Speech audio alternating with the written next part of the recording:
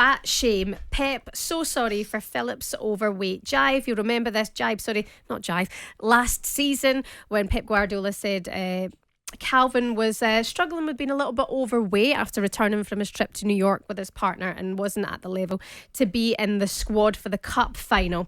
Now, since then, there's been a lot of backlash. I remember speaking to you at the time, Andy. You said it wasn't the best move from Pep to put that out there.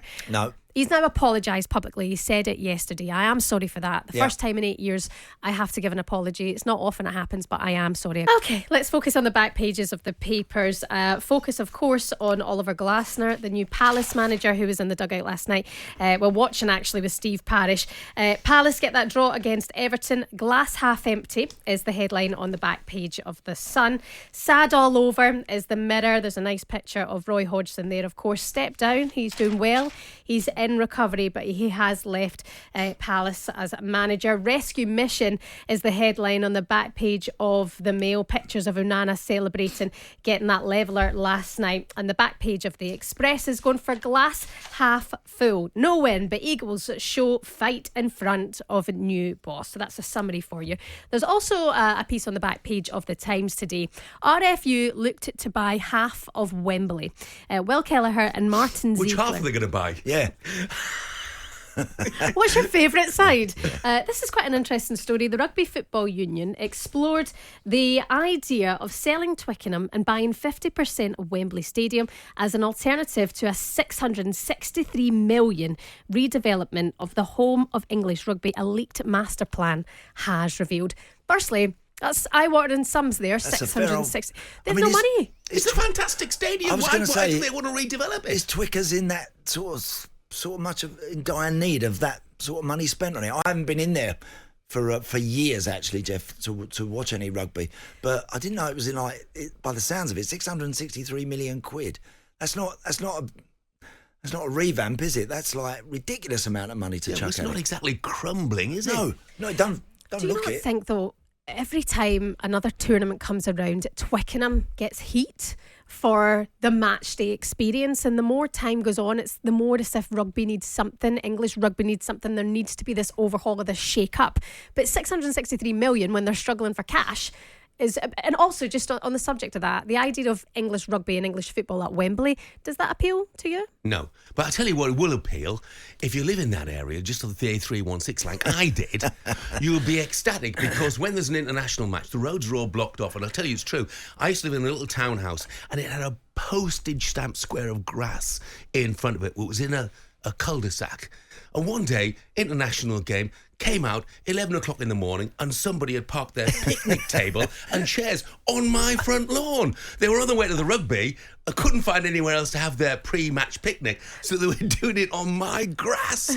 Couldn't believe it. Did they not even knock on the door and give you any sort of heads up? I told them 50 quid, mate. 50 quid. Right. That'll Not bad, do. not bad. Something in it for everyone here. Also back pages today of The Sun. Fat shame. Pep, so sorry for Phillips' overweight jive. You'll remember this last season when Pep Guardiola said Kalvin was struggling with being a little bit overweight after returning from his trip to New York with his partner and wasn't at the level to be in the squad for the cup final. Now, since then, there's been a lot of backlash. I remember speaking to you at the time, Andy. You said it wasn't the best move from Pep to put that out there. No. He's now apologised publicly. He said it yesterday. I am sorry for that. The first time in 8 years I have to give an apology. It's not often it happens, but I am sorry I got that one wrong. Yeah, and I mean, I would imagine that Kalvin would have been told a few times that we need you to sharpen up a little bit. You need to. We don't think you're operating at your absolute maximum, and we think maybe you're carrying a bit of timber.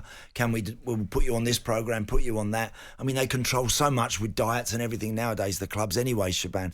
So there will have definitely been a conversation or two with the player about his condition before it became public. He did say that I did speak to Kalvin ahead of speaking to the media. He would have done. He would have done, because what will have happened, all the sports science teams and everyone at the club will have said to him, boss, look, he's not quite ready, he's not right, he's not where he should be.